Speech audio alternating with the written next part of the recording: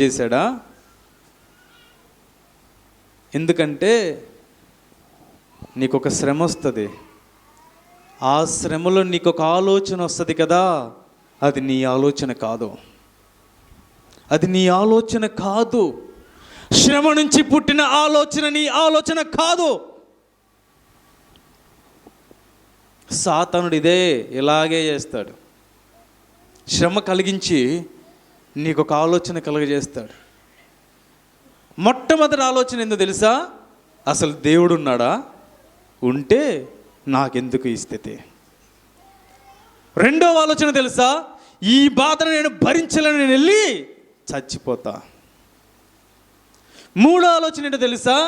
నేను ఇంతగా బతుకుతుంటే అయినా కానీ నా జీవితం మార్చబడట్లేదు, ఇంకా నేను ఈ బ్రతకడం ఎందుకు, నేను కూడా పాపంలోనికి వెళ్ళిపోతా.